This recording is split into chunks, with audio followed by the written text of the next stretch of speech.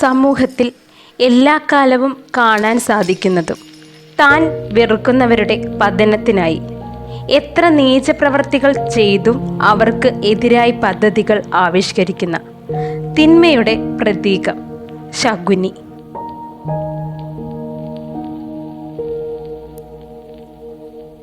ഗാന്ധാരരാജൻ സുബലന്റെയും അദ്ദേഹത്തിൻ്റെ പത്നിയായ സുധർമ്മയുടെയും സന്തതികളിൽ മൂത്ത സന്തതിയായി പിറവികൊണ്ടവനാകുന്നു ശകുനി.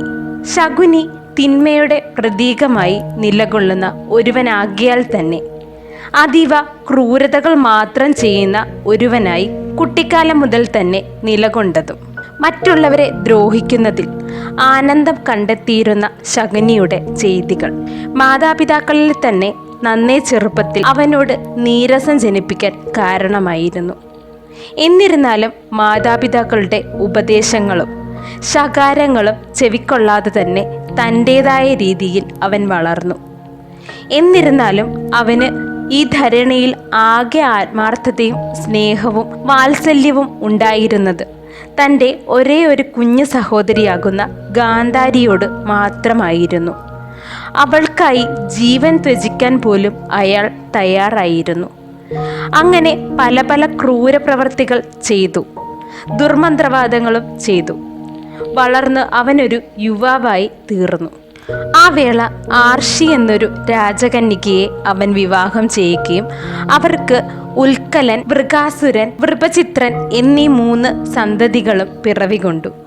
അങ്ങനെ ഇരിക്കും കാലത്ത് ശകുനിയുടെ പ്രിയ സഹോദരിയുടെ വിവാഹം നിശ്ചയിക്കപ്പെട്ടത്.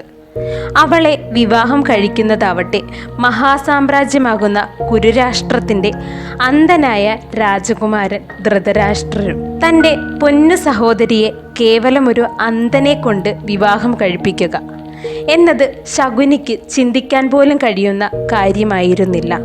സുബല മഹാരാജനും തൻ്റെ പുത്രിയെ ഒരു അന്ധന് വിവാഹം കഴിപ്പിച്ച് നൽകാൻ താല്പര്യമില്ലായിരുന്നു.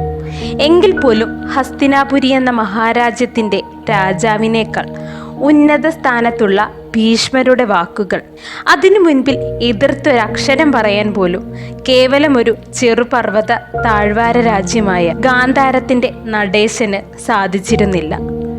ശകുനിക്കും അവരെ എതിർക്കുവാൻ അഥവാ എതിർത്തിരുന്നുവെങ്കിലും അവരുടെ ഈർച്ചയ്ക്ക് മുൻപിൽ ഉണ്ടാവുന്ന അനന്തരഫലത്തെ നേരിടാനുള്ള സൈന്യബലം ഉണ്ടായിരുന്നതുമില്ല. അതിനാൽ തന്നെ ഇഷ്ടമില്ല എങ്കിൽ പോലും സഹോദരിയുടെ വിവാഹത്തിന് സമ്മതം മൂളി ശകുനി. പക്ഷേ മനസ്സിൽ പക നീറിപ്പുകഞ്ഞു. അങ്ങനെ ഇരിക്കുമ്പോൾ അവിടെ മറ്റൊരു സംഭവം അരങ്ങേറി. തൻ്റെ പ്രിയ ഗാന്ധാരി തൻ്റെ പതിക്ക് വേണ്ടി, തൻ്റെ പതിക്ക് കാഴ്ചയില്ലാത്തതിനാൽ തന്നെ തനിക്കും കാഴ്ച വേണ്ട എന്ന് നനച്ചുകൊണ്ട് അവൾ എന്നേക്കുമായി ആ കണ്ണുകൾ മൂടിക്കെട്ടി തൻ്റെ കാഴ്ചയെ പരിത്യജിച്ചിരിക്കുന്നു. ആ ഒരു സംഭവം ശകുനിയിൽ നിർവചിക്കാനാവാത്ത തരത്തിലുള്ളൊരു പകയുണർത്തി. ആ നിമിഷം അയാൾ ഒരു തീരുമാനമെടുത്തു. തൻ്റെ പ്രിയ സഹോദരിയുടെ ജീവിതം ഇല്ലാതാക്കിയ ഹസ്തിനാപുരം എങ്ങനെയും ഇല്ലാതാക്കുക. അതിനായി ഓരോ നിമിഷവും അവരോടുള്ള പക കൂടുവാനായി, ശക്തമാകാനായി സ്വന്തം തുടയിൽ കടാര കൊണ്ട് കുത്തിയിറക്കി മുറിവുണ്ടാക്കി. അതിൽ നിന്നും വരുന്ന വേദനയിൽ തൻ്റെ പക ഒരിക്കലും മറക്കാത്ത ഓർമ്മപ്പെടുത്തലാക്കി മാറ്റി ശകുനി. അങ്ങനെ കുറച്ചു കാലങ്ങൾ കഴിഞ്ഞപ്പോഴേക്കും ശകുനി തൻ്റെ കൂർമ്മബുദ്ധികൾ ഓരോന്നോരോന്നായി ധൃതരാഷ്ട്രരുടെ മനസ്സിൽ കുത്തിവെച്ചു. ആ കാലത്താകുന്നു അദ്ദേഹത്തിൻ്റെ സഹോദരൻ പാണ്ഡു വിവാഹം കഴിക്കുന്നതും അദ്ദേഹത്തിന് 5 പുത്രന്മാർ പിറവികൊള്ളുകയും ചെയ്യുന്നത്. അങ്ങനെ സ്വന്തം സഹോദരിയുടെ മക്കളെ മുൻനിർത്തിക്കൊണ്ട് അയാൾ പകവീട്ടാൻ ആരംഭിച്ചു. അങ്ങനെ തുടർന്ന് അയാളുടെ ചെയ്തികൾ എണ്ണിയാലൊടുങ്ങാത്തവ ആകുന്നു. പാണ്ഡവ കൗരവന്മാർ ദ്രോണരുടെ അടുക്കൽ ഗുരുകുല സമ്പ്രദായത്തിൽ വിദ്യാഭ്യാസകാലം കഴിക്കവേ തീരെ ചെറിയ കുട്ടിയായ ദുര്യോധനന്റെ മനസ്സിൽ ഭീമനെ വധിക്കാൻ വിഷം കൊടുക്കുക എന്ന ഭീകരാശയം നിറയ്ക്കുകയും അത് സാധ്യമാക്കുവാൻ സകല തന്ത്രങ്ങളും ആചാരങ്ങളും ഒരുക്കി. എന്നാൽ ഈ സംഭവത്തിന് ശേഷം ഭീമന് നാഗരസം ലഭിക്കുകയും ശക്തി 10 മടങ്ങ് വർദ്ധിക്കുകയും ചെയ്തു. കൂടാതെ പാണ്ഡവരെ മുളയിലെ നുള്ളാൻ അവരെ വാരണാവർത്തത്തിൽ ചുട്ടരിക്കുക എന്ന നീചബുദ്ധിയും ശകുനിയുടേത് ആയിരുന്നു. അതിനാൽ തന്നെ പുരോചനനെ ചുമതലപ്പെടുത്തുകയും ചെയ്തത് അയാളാകുന്നു. കൂടാതെ പാണ്ഡവരുടെ വനവാസകാലത്ത് സൂര്യൻ നൽകിയ അക്ഷയപാത്രം അവർക്കായി ഭക്ഷണം നൽകിയിരുന്നത്. എന്നാൽ ദ്രൗപദി കഴിച്ചു കഴിഞ്ഞാൽ പിന്നീട് ഭക്ഷണം കിട്ടുകയുമില്ല. അത് മനസ്സിലാക്കിയ ശകുനി ദ്രൗപദി ഭക്ഷണം കഴിച്ചുവെന്ന സമയം മനസ്സിലാക്കി ക്ഷിപ്രകോപിയായ ദുർവാസാവിനെ പരിവാര സമേതം അങ്ങോട്ടേക്ക് അയച്ചു. എന്നാൽ കൊടിയ ശാപത്തിൽ നിന്നും കൃഷ്ണൻ പാണ്ഡവരെ രക്ഷപ്പെടുത്തി.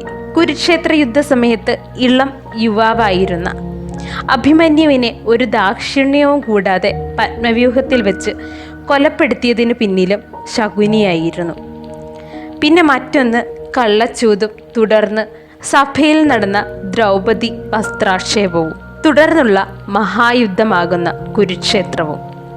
കുരുക്ഷേത്രത്തിൻ്റെ 18-ാം നാൾ സഹദേവനാൽ കൊല്ലപ്പെട്ടു ശകുനി. അത് സഹദേവന്റെ പ്രതിജ്ഞയായിരുന്നു. അതനുസരിച്ച് യുദ്ധത്തിൻ്റെ അന്തിമ ദിവസം അദ്ദേഹം ശകുനിയെ വധിച്ചതും. മഹാപണ്ഡിതനായ അദ്ദേഹത്തിന് ശകുനിയുടെ കാപട്യങ്ങൾ മനസ്സിലായിരുന്നു. മായാപ്രയോഗം ശകുനിക്ക് നല്ല വശമായിരുന്നു. പലപ്പോഴും യുദ്ധത്തിൽ മായാപ്രയോഗങ്ങൾ നടത്തിയിരുന്നു ശകുനി. ശത്രുവിനെ കബളിപ്പിക്കാൻ വിരുദ്ധനായിരുന്നു അയാൾ. ശകുനിയുടെ കാപട്യം കണ്ടുപിടിക്കുക സാധ്യമായിരുന്നില്ല. ഈ ശകുനി ദൈവകോപം കാരണം ധർമ്മനാശവും ക്ഷത്രിയനാശവും വരുത്തുവാനായി ജനിച്ചവനാണ് എന്ന് മഹാഭാരതം ആദിപർവം അധ്യായം 63 പറയുന്നു.